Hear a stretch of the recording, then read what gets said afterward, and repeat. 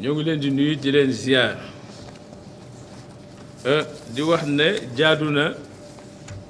bu ay mbir xewee nekk ci loxo justice que léeg-léeg procureur génn pour leeral askan wi fu mu toll ci liggéeyam loolu dañ ko doon def rek di topp benn aada waaye 2016 ci la code de procédure pénale jox ndigal procureur pour mu mën a génn wax ak askan ci ay dossier waxtaan ak askan wi leeral leen fu dossier yu toll loolu boo gisee ñu di koy def mooy pour bañ nit ñi di wax loo xam ne xamuñu ko wala ñuy jaxase wala ñuy wax loo xam ne amul loolu mooy waral taxawaayu procureur mu wax ak taskatu xabaar yi ñu jotali ko askan wi tey nag suñu teewaay mi ngi jëm ci leeral leen ci wàllu rapport yi nga xam ne banqaasu attekaay bi saytu alalu réew mi dafa génn ñaari rapport bi mu génn bu njëkk bi mi ngi jëm ci wàllu feebar boobu fi amoon ñu waxee Covid-19 te mu waraloon état bi génn xaalis bu bari pour ñu mën ci faj malade yeeg soxla nit yi nga xam ne mënatuñoo dem fenn rapport boobu bi ñu ko gëstoo dafa am ay mbuxum yi ci nit ñi def ba tax na ñu jël rapport bi jox ko procureur ubbi enquête yéen a gis fan yëpp ne am na ay nit yi ñu ci téye am na ñu procureur di leen wax nit ñi téye naka la ñu doxalee est-ce que nangu nañoo fay wala fayu wala naka la ñu régler situation seen situation te mi ngi continuer ba léegi ci biir rapport boobu aussi dafa am ay ministre ñoo xam ne dañu amoon ay ndomba tànk ci jamono jooju ñuy wax affaire Covid bi ñuy jàngatee rapport yi gis nañ ne ñooñu seen loxo taq na ci wàllu gestion Covid bi ñooñu nag yoon dafa wax ne kenn mënu leen jaarale fi ñuy jaaralee yeneen nit ñi ndax seen tolluwaay ba tax ne assemblée nationale rek moo mën a jël dogal wax ne ñii war nañ leen mën a topp pour ñu setal seen der ci wàllu gestion Covid boobu ba tax na fi ñu toll nii am na groupe bu juróomi ministre yoo xam ne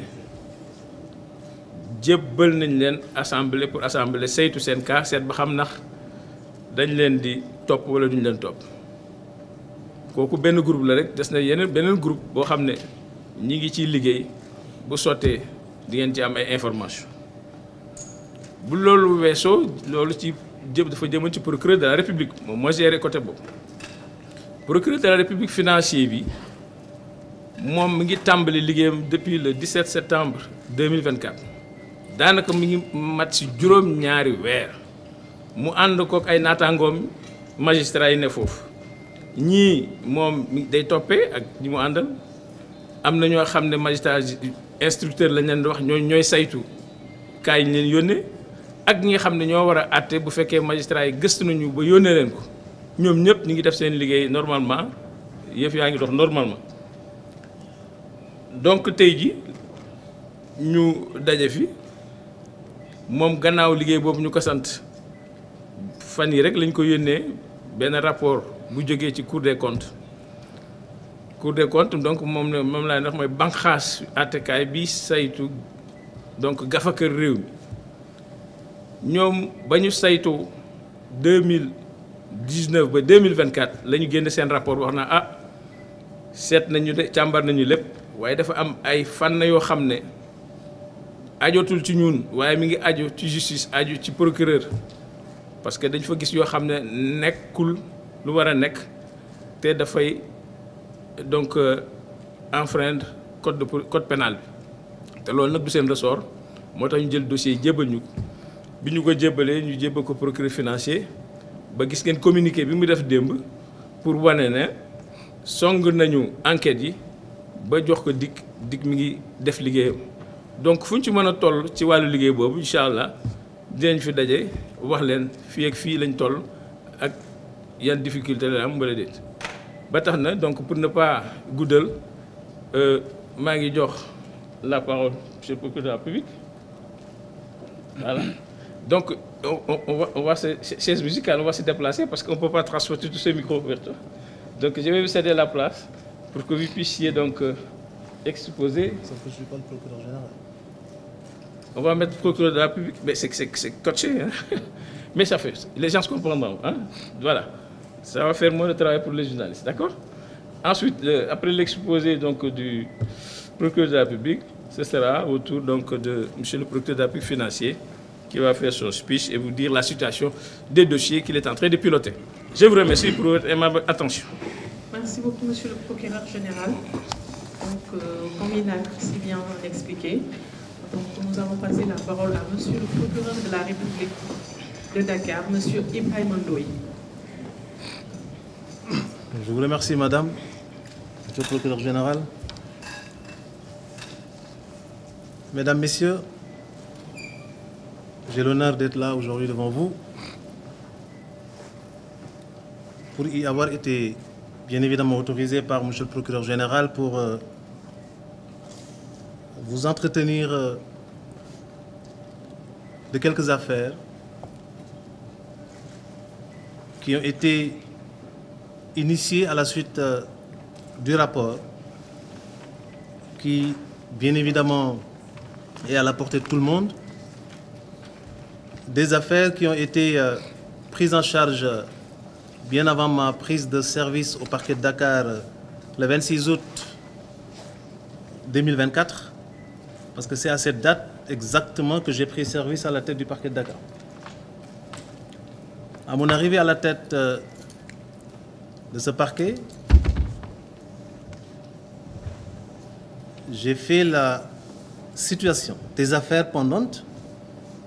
et tous les rapports Covid, comme on le dit souvent,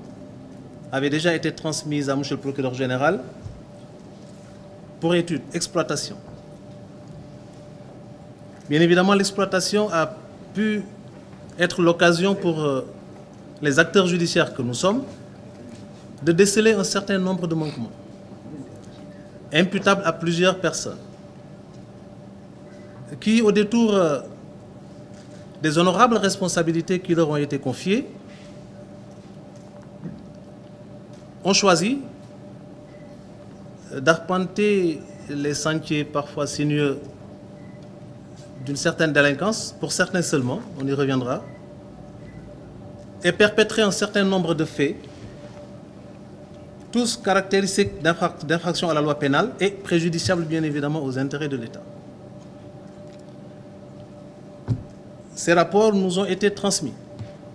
juste la semaine dernière.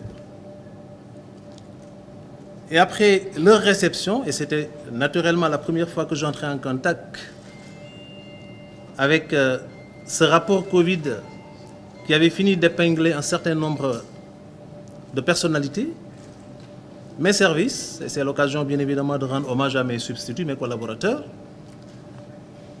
se sont mis à pied d'œuvre pour approfondir l'exploitation, élargir les investigations et identifier les personnes qui seraient susceptibles d'être installées dans des procédures judiciaires comme auteurs, co-auteurs, complices et éventuellement receleurs des nombreux actes de prévarication qui ont été perpétrés à l'occasion de la gestion de ces fonds Covid. Bien évidemment, le travail n'a pas été difficile. Nous avons pu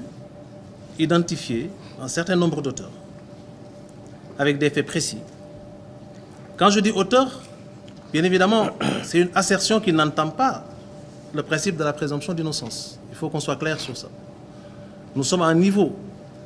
de responsabilité qui nous oblige, en tant qu'acteurs judiciaires chargés des poursuites, d'identifier et de déceler dans les différentes procédures qu'on nous confie les indices, les présomptions, parfois les charges susceptibles d'asseoir une infraction pour qu'on puisse envisager, bien évidemment, d'étoffer cette procédure-là en allant vers les poursuites. Donc jusque-là, les éléments qu'on a pu collecter, rassembler dans le cadre des enquêtes qui ont été menées et du travail d'exploitation qui a été fait au niveau du parquet de Dakar, cette approche a été pour nous l'occasion, bien évidemment, de cerner les contours de toute cette affaire, de façon générale. De sorte que nous avions décidé, bien évidemment, d'activer les leviers de la justice répressive, en allant directement vers l'officier de police judiciaire pour solliciter, bien évidemment, ce sont des instructions, mais en tant que collaborateur naturel du parquet, solliciter son implication efficace, ce qui a été le cas, et également c'est l'occasion de rendre hommage à nos collaborateurs, officiers de police judiciaire de tout le ressort du parquet de Dakar, mais particulièrement pour cette affaire, les officiers de police judiciaire de la division des investigations criminelles. Instruction leur a été donc donnée de procéder aux arrestations et aux conduites qui, naturellement, étaient justifiées par l'existence de charges probantes décelées dans les différents rapports qui nous ont été confiés. Ce travail a été fait avec beaucoup d'efficacité, de sorte que, depuis hier,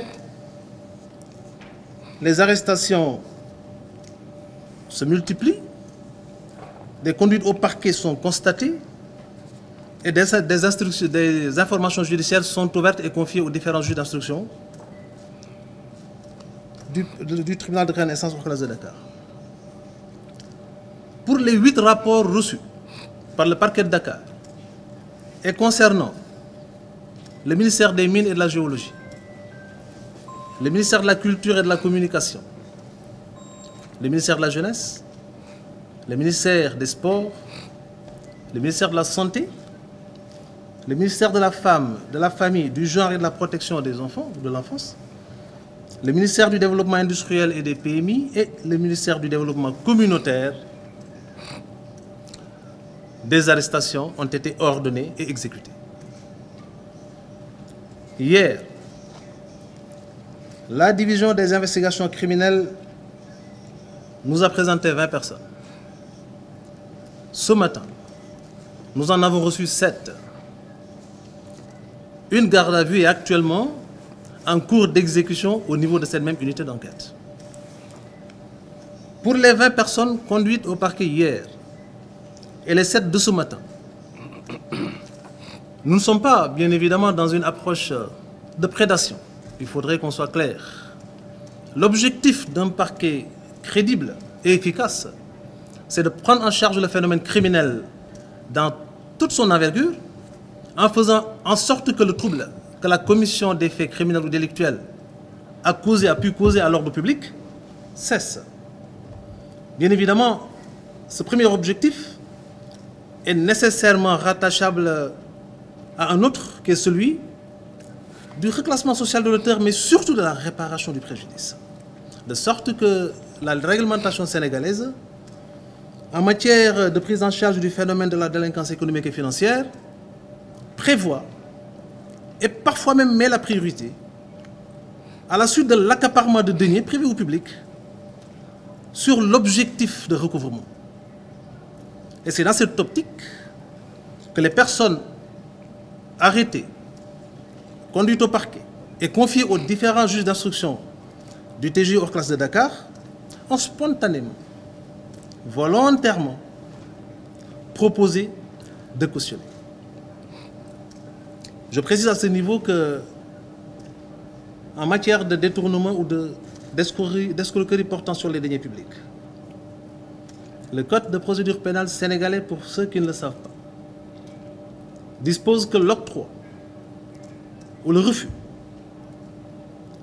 de la mesure de clémence de la liberté provisoire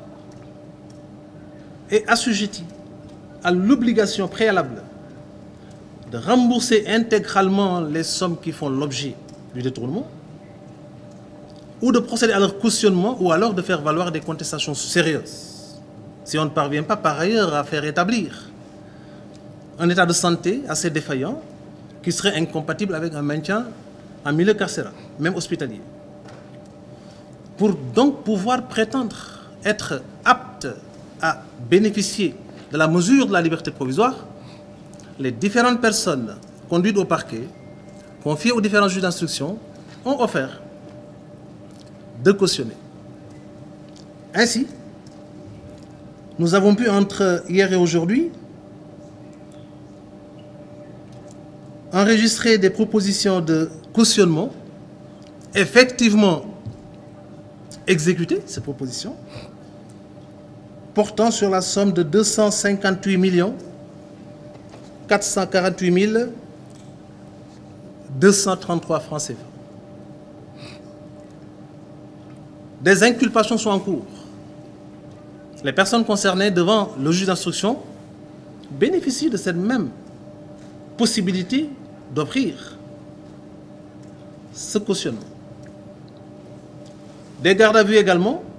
et les personnes concernées conduites au parquet auront la même possibilité, de sorte que ce montant, provisoirement arrêté, pourrait évoluer. L'objectif, ce n'est pas, je l'ai dit, je le répète, de nous transformer en prédateurs. Nous ne le sommes pas. Nous ne sommes pas des agents de recouvrement, nous sommes des autorités judiciaires. Quand la loi aménage une porte de sortie pour des personnes poursuivies, qui sont toujours couvertes du sceau de la présomption d'innocence, cette contestation, si elle n'est pas suffisamment articulée pour pouvoir caractériser les contestations sérieuses, doit nécessairement être accompagnée d'un cautionnement. C'est donc de l'argent qui est actuellement déposé au niveau de la caisse de dépôt et de consignation. Et à l'issue de la procédure, si les juridictions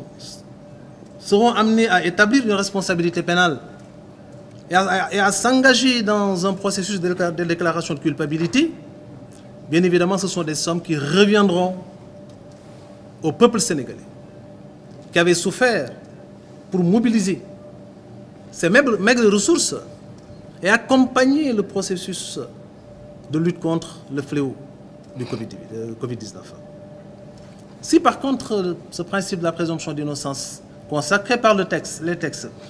est validé plus tard par les juridictions de jugement, naturellement, des demandes de restitution pourront être adressées aux différentes autorités judiciaires concernées. Pour résumer et conclure sur ce point, considérez qu'entre hier et aujourd'hui, la division des investigations criminelles a conduit au parquet de Dakar, sur instruction de M. le procureur de la République de Dakar, 27 personnes. La plupart d'entre elles ont proposé de consigner et elles l'ont fait parce que les magistrats instructeurs ont accédé à leur demande. De sorte qu'entre hier et aujourd'hui, nous avons pu recouvrer la somme de 258 448 233 francs CFA. Les enquêtes se poursuivent. Ces 8 rapports sont toujours en cours d'exploitation. Toutes les responsabilités seront situées. Toutes les pistes d'investigation seront exploitées et toutes les niches seront, bien évidemment, dépoussiérées pour qu'on puisse en définitive identifier tous les niveaux de responsabilité et tous les intervenants dans cette chaîne de prévarication pour qu'on puisse accompagner le peuple sénégalais dans cet élan de lutte contre le fléau, bien évidemment, de la délinquance économique et financière. Je ngi leen di sant di leen gërëm ci teewaay bi di sant monsieur le procureur général mi ñu jox ndigal ñu toog fii wax ak yéen di leen xamal ne maa ngi tàmbali sama liggéey ci tribunal grande instance hors classe de Dakar en tant que procureur le 26 août 2024 bi ñu ma nommé procureur sama yitte li ci jëkkoon jiitu ci moo doon saytu li ma fi fekk def nañu ko ànd ci ak ñi nga xam ne ñoom laa seqal liggéey bi muy ay magistrat comme man di sama adjoint sama premier substitut ak samay substitut kenn ku ci nekk ñu dénk la responsabilité boo xam ne wàccoo nga ak moom bi ñu yëgsee ba def situation li ëpp ci li ñu gis mooy am na yu ñu waroon jooyanti jéem nañu li ñu mën te mi ngi wéy li ci gënoon a fës moo doon ay rapport yu fi fekkoon yàlla def saytu bi ak gëstu bi li ci ëpp jotoon nañ ko def ndax xool nañu rapport yi seet li ci nekk def ci sax ay rapport ci kaw rapport yooyu pour expliquer li ci xew lan la jëf ji nu mu demee ak ñi ñu jàpp ne seen loxo laali na ci ñan la bi ma jotee rapport yooyu saytu ko ak sama collaborateur di ma nekkal gis nañu ci ay mbir yu bare yoo xam ne sooxe na ci doxalin bi nga xamante ne ni ñoom ñi ñu dénkoon suñu alal waxtu bi Sénégal ak àddina amee jafe-jafe jaaxle lool ci li fi xewoon àddina yépp booloo mànkoo ngir xeex ko Sénégal dajale li ñu am boole ko ngir jàmmarloo ak xew-xew bu tiis boobu gis nañu ne ñu bare ci ñi ñu ko dénkoon am na ci ñoo xam ne ni sart yi tëdde sàmmoon tewuñu woon ak moom wàccoon nañu yoon ci li ñu njort ndax li ma leen waxoon léegi ci bi may tàmbali waxtu wii suñ ci tolloo ci enquête yoon dafa wax ne képp ku ñuy saytu di la gëstu amuñu sañ-sañu wax ne lii ñu la tuumaal yaa ko def fi léegi yegguñu ca cëppaandaw la ba àttekat bi wax ne lii yaa ko def ba àtte bi jeex yegguñu foofu fi ñu toll mooy saytu ak topp bi ñu saytoo li ëpp ci lu ñu gis bokk na ci ay jëf yoo xam ne ñun jàpp nañu ne ëpp na dayo ci alal junni mel askanu Sénégal dajale ko ak ci jëf junni toll ñu ne ay kilifa ñoo ko def bien évidemment suñu responsabilité moo doon tàmbali jokkoo ci ak suñu kilifa gi waxtaan ci li ñu ci namm waxtaan boobu li mu jur mooy toogaay amul lii suñu responsabilité mooy nañu dimbali askanu Sénégal li ñu jël ci seen gafak ñi ko jël ñu delloo si ci loolu lañ jël dossier yi def ci liñ ci war a def saytu ko tënk ko jébbal ko kilifa goo xam ne kilifa wu police la ànd ak njabootam moom tam di def liggéey bu mucc ayib muy waa DIC ñu tàmbali ci àpp bu gàtt ñi ñu leen santoon ne seetal ñu leen ngeen wax leen ñu ñëw wax ñu suñu alal ji ñu leen dénkoon fu ñu ko dugal jàpp nañu leen indi ñeneen ñi ñu war a seet topp leen gën a saytu xóotal pour yegg fa ñu nekk pour xam ban taxawaay lañ ci amoon ak alal ji ñu wax ne luubal nañu ko fan la dugg ak yan anam ak jumtukaay la ñu war a mën jëfandikoo ba yegg ci ñoom pour mën a jëlaat alal jooju delloo ko ñu ko moom muy askanu Sénégal enquête boobu mi ngi continuer ñi ñu indi démb ñaar fukk lañu tey juróom-ñaar am na garde à vue boo xam ne actuellement nii mi ngi à la DIC ministère yi nga xam ne nag ci seen biir la ñu gise ne lii ñu jàpp ne jaaduwul amee na fa juróom-ñett la ci rapport yi ma jot semaine bii laa ko jot deful sama bureau ñetti fan jox nañ ko DIC amul DIC ñaari fan liggéey baa ngi wéy ministère yi tudd naa ko léegi ña fa nekkoon ñii ay DAGE lañu ñii ay comptable lañu yoon mooma mayul may tudd tur mais ñi nga xam ne njort nañu ne seen loxo laale na ci ñoom ñëpp yoon ci ñi ci mën gis fii ñu toll ni ci enquête bi comme ni ma ko waxee ñu ngi koy continuer yoon teg na leen loxo bi mu ñëwee it lii suñu yitte mooy fexe nu askan bi jote seen alal suñu yitte du jël dugal ci kaso ci kaw loolu la yoon maye ñi ñu téye ñu am sañ-sañ mu bokk ci seeni àq ñu wax ne lii ñu ma tuumaal defuma ko waaye li ñu ma topp ci alal ni mu toll maa ngi koy teg ci taabal ci bàyyeendi ko fi bés bu ñu àttee ba ne man la na ko état jël jox ko askan bi bés bu ñu ma setalee ñu dellu ma sama alal foofu la ñu toll. ba ci kaw loolu mbooloo mi nga xamante ne nii indi nañu leen fi démb ak tey proposé nañu lu ni mel juge d'instruction yi nga xamante ne nii ñi ngi jàpp ci liggéey bi di ay juge d'instruction yoo xam ne dañu indépendant nekk ci magistrature boo xam ne ñoom it ñu ngi góorgóorlu ci li ñu mën naturellement proposé nañu juge nangul leen ko liñ ci jot a mën a xayma ci li ñu proposé consignation ba ñu denc ko ci gafaka gi continuer saytu bi ak seet bi continuer gëstu bi ci ñu tuumaal ñan la pour ñu mën continuer teg leen loxo ak alal ji li ci des fan la dugg pour ñu mën ko topp mi ngi toll ci 200 millions ak juróom fukk ak juróom-ñett ak téeméeri junni yu manque yi daanaka fukki junni foofu la ñu toll waaye yamuñu fa ni comme monsieur le procureur général waxee leeral ko ci kàddu yu set noonu laa koy tënke rek daaneel foofu suñu warugar mooy taxawaayu kilifa ndax dañ ñu dénk te li ñu dénk dañ ko war a doxalu kilifa ay kilifa yu am maanaam ñoo nekk ci boppu néegu àttekaay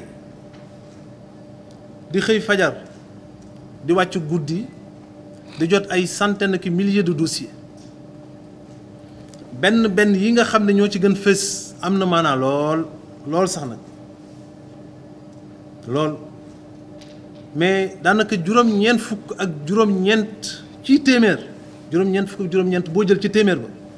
ci ay dossiers yi fiy dugg kenn yëgul moo waral suba ngoon guddi bëccëg ñi ngi rey seen bopp ngir taxaw ci soxla ak yittewu askan bi nga xam ne ci seen tur la ñuy defe li ñuy def ñu ngi ciy góorgóorlu di ci sàkku seen ñaan di ñaan yàlla jàppale ñu ci li ñuy def ba bés bu ñu ci sottalee askanu Sénégal xam ne lii ñuy def ñoom rekk tax ñu koy def ñu ngi leen di sant.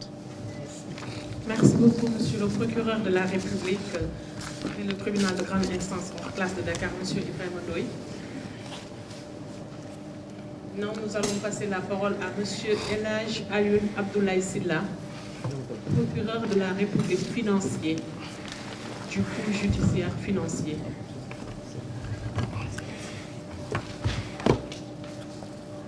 Je pense que Monsieur le procureur Ibrahima Ndoye a donné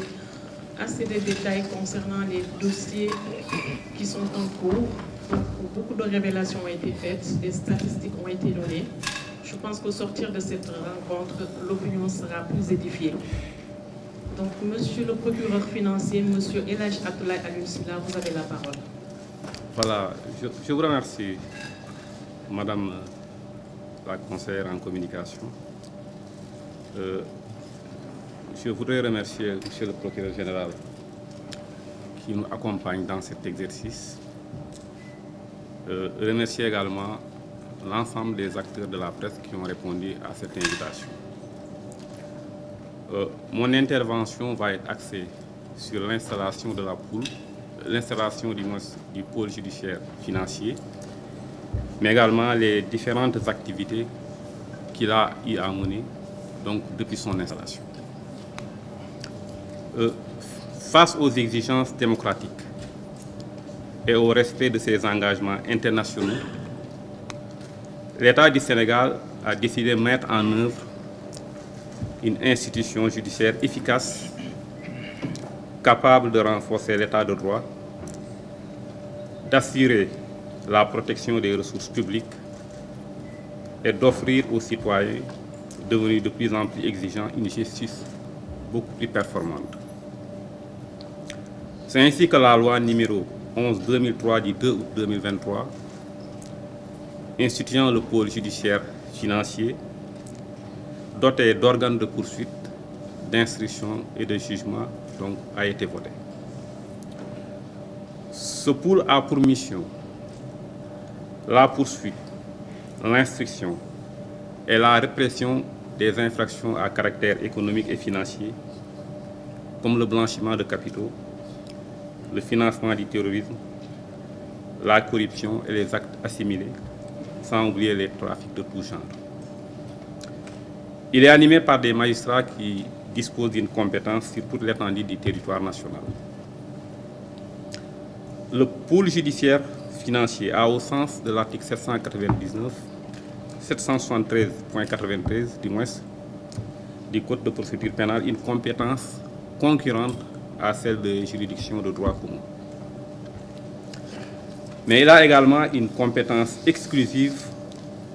pour la poursuite des infractions à caractère économique ou financier prévues par l'article 677-94.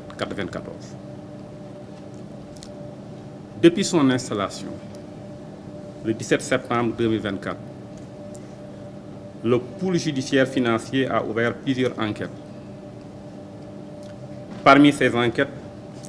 certaines ont été confiées à la section de recherche de Dakar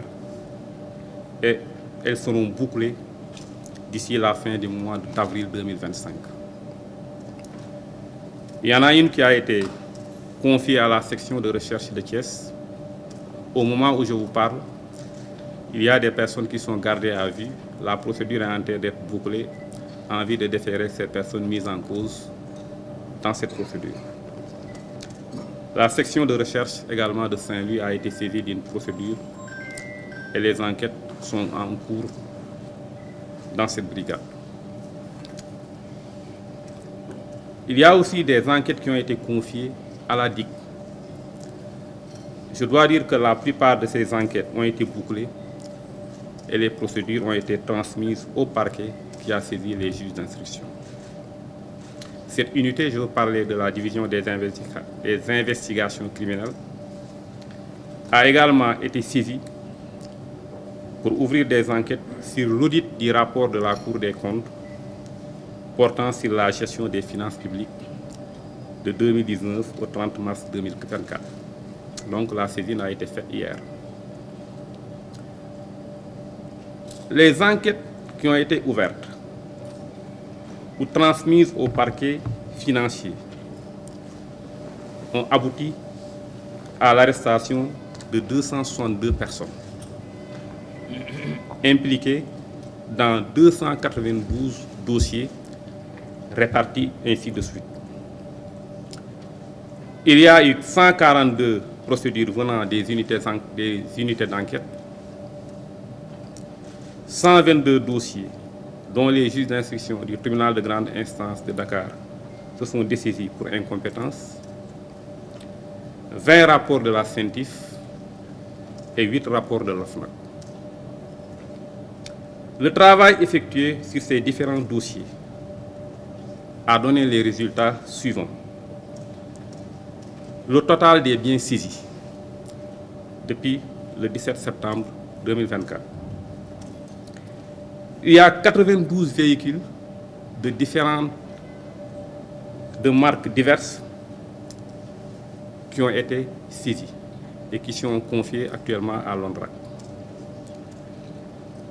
Il y a 11 titres fonciers saisis à Rufisque, Thiès et à Mbour. 2 titres fonciers également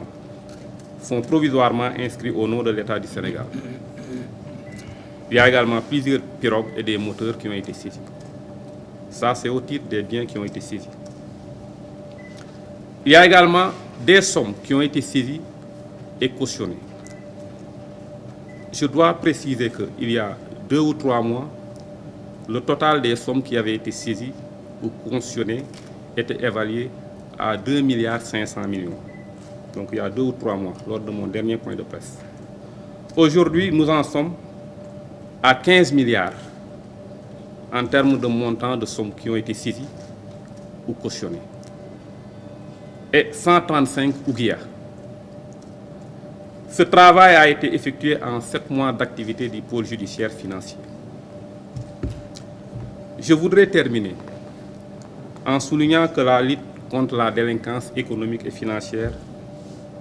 demande du temps, de la détermination,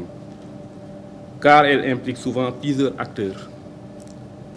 localisés dans des aires géographiques différentes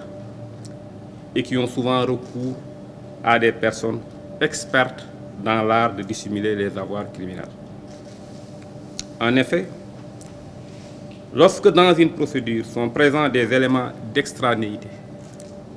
les magistrats instructeurs sont obligés de délivrer des commissions rogatoires internationales dont ils ne contrôlent pas les délais d'exécution, celle-ci étant l'œuvre de magistrats étrangers qui accomplissent ce travail accessoirement à leurs obligations professionnelles. En dépit de toutes les difficultés, la lutte pour la sauvegarde des deniers publics sera menée de façon rigoureuse, dans le respect de la présomption d'innocence, des droits de la défense et des prérogatives de chaque acteur judiciaire. Je vous remercie.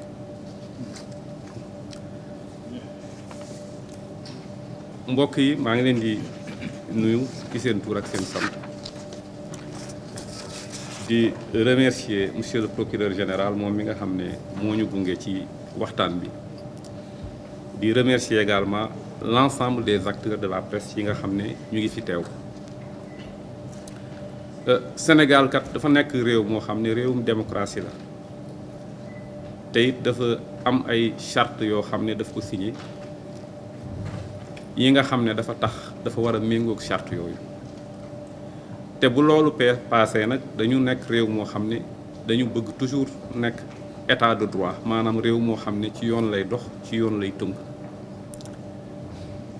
loolu ñu dolli ci ne boo nekkee état de droit da ngay bëgg toujours di préserver li nga xam ne mooy koom-koomu réew mi alalu réew mi nga di ko saytu di ko protéger loolu moo tax kilifa yi suñu kilifa réew yi bi ñu demee ba diir ñu jàpp ne maanaam lépp loo xam ne pour xeex mbirum ger walla loo xam ne dafay salfaañe alalu réew mi pour ñu xeex ko xeex bu efficace dañuy jël benn branche boo xam ne nii dañu fay teg ay magistrats yoo xam ne seen spécialité seen liggéey moo nekk di xeex loolu di ko càmbar di ko topp ngir ñi koy def ñu mën leen a teg ci yoon alalu réew mi ñu mën koo delloosi ci gafaka réew mi loolu moo tax ñu voté la loi sur le pôle judiciaire financier pôle boobu nag li ko tax a jóg wax naa ko léegi mooy topp képp kuy nasaxal alalu réew mi walla alalu jàmbur yi pour que ñu àtte la maanaam ñu saytu ko ñu àtte la teg la ci yoon bu fekkee yoon daf la war a daan ñu daan la bu fekkee yoon daf la war a setal ñu setal la loolu nag bi ko yoon tegee am na ay compétences yoo xam ne pôle judiciaire financier bi dafa am ñu bokkal ak yeneen naataangoo tribunaux yi nga xam ne ñoo fi nekk ak procureur yi nga xam ne ñoo fi nekk ñoom lañ fi fekk waaye am na itam ay pàcc yoo xam ne ci pôle judiciaire bi rek lañu ko féetale nga xam ne ñoom rek ñoom ñooy topp loolu moo tax bi ñu installé pôle bi depuis le 17 septembre 2024 enquête yu baree bari jot nañ ko ubbi am na ci yoo xam ne ñu ngi ko confié woon section de recherche yooyu yi nga xam ne ñoo ci des enquête yooyu dinañu ko boucler fii ak weeru avril bii di dee bu neexee yàlla li am na ci bu ñu joxoon section de recherche Thiès boobu fii ak suba dinañu ko boucler ndax fii mu ne nii am na ñoo xam ne ñu ngi leen téye ngir loolu am na bu ñu joxoon section de recherche également bu Saint-Louis ñu ngi ci liggéey boobu mais yu bari yu am solo joxoon nañ ko dikk ñoom def nañu liggéey bi li ci ëpp ba boucler ko jébbal ko procureur ba procureur en fait saisir juge d'instruction yi loolu moo tax sax bi ñu jotee référé Cour des comptes bi ñu càmbar ko def ay lettres de saisine daal di saisir la division des investigations criminelles pour que enquête yi war ci loolu rapport Cour des comptes bi cette unité d'enquête là def ko booba ak léegi maanaam bi ñu installé pôle bi ak léegi jàppagum nañu fi lu mat ñaar téeméeri nit ak juróom-benn fukk ak ñaar ñu indi leen présenté leen procureur ñu jébbal leen ci juge d'instruction wala ñu àtte leen nit ñooñu ñu arrêté ñëpp nag ñu ngi leen arrêté ci lim bu mat ñetti téeméeru dossier yoo xam ne manqué na juróom-ñett yoo xam ne depuis bi ñu installé pôle bi ba léegi pôle bi traité na dossier yooyu maanaam ñaari téeméeri dossier ak juróom-ñeent fukk ak ñaar traité nañ ko bi ñu installé pôle bi ak léegi ñaar téeméeri dossier yooyu ak juróom-ñeent fukk ak ñaar mu ngi tëddee nii am na téeméer ak ñeent fukk ak ñaar yoo xam ne mu ngi jóge ci unité d'enquête yi am na téeméer ak ñaar fukk ak ñaar yoo xam ne ñu ngi jóge ci juge d'instruction tribunal de grande instance parce que dañu jàpp ne dossier yooyu dañ leen ko jox mais du seen compétence donc ñu yónnee ko pôle bi am na ñaar fukki rapport scientifique yoo xam ne jot nañu ko am na 8 rapports OFNAC yoo xam ne it jot nañ ko yooyu yëpp li ci war yoon def na ko pôle judiciaire bi mu ngi ci yi ci ëpp jébbal nañ ko juge d'instruction yi ñu ngi def seen liggéey dossier yooyu yëpp nga xam ne jot nañ ko nag te topp ko lii résultat yi lañu ci am ci juróom-ñaari weer yooyu am na juróom-ñeent fukk ak ñaari oto yoo xam ne saisir nañ ko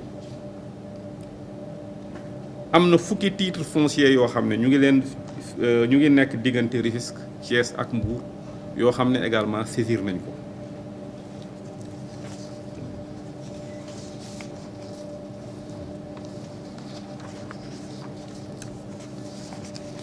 am na ñaari titre foncier yoo xam ne également ñu ngi ko inscrire provisoirement au nom de l'État maanaam tur yi mu nekkoon jëlee nañ ko ci inscrire ko ci turu État de façon provisoire am na ay gaal ak ay moteur yoo xam ne saisir nañ ko yoo xam ne ci affaire immigration clandestine bi la ñu ko jàppee loolu mooy bien yi nga xam ne lu ñu jot a saisir la ci suñu liggéey ci mbirum alal mi nga xam ne dugg na ci keesu État bi am na ñaari weer da jàkkaarloo woon naa ak RTS ma ne bi ñu installé pôle bi ak léegi am na 2 milliards ak genn wàll goo xam ne lii saisir nañ ko lii ay nit cautionné nañ ko ñu dugal ko ci keesu nguur gi tey jii bi may wax ak yéen li nga xam ne saisir nañ ko ci alal walla nit ñi cautionné ko au niveau du pôle judiciaire financier mu ngi toll ci 15 milliards tey fi may wax ak yéen loolu nag ñu ngi ko def ci juróom-ñaari weer li ma bëgg a wax rek pour ma terminer mooy maanaam xeex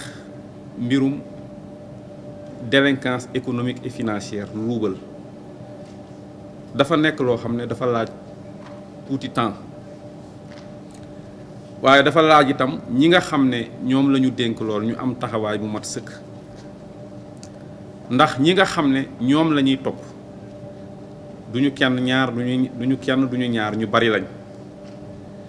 te li ëpp ñoom ñëpp duñu nekk ci benn place ndax léeg-léeg ki nga xam ne mu ngi jële fii alal ji ci réew mi fa mu koy denc fu sori réew mi lay doon maanaam day nekk toujours à l'étranger li ci ëpp te ñooñu ñi koy def ak walla ñeneen koy defal dafa doon ñoo xam ne seen xam-xam dafa màcc ci denc ci alal ju ñu luubal waaye nag loolu yëpp tax na ba élément yooyu nga xam ne xaalis yooyu dañ nga xam ne dañu koy luubal denc ko bitim réew lii mën a tax ñu jot ci mooy juge d'instruction yi il faut ñu liggéey ak juge d'instruction yi nga xam ne ñu ngi nekk ci bitim réew pour ñu jàppale leen ci liggéey bi maanaam pour mën a récupérer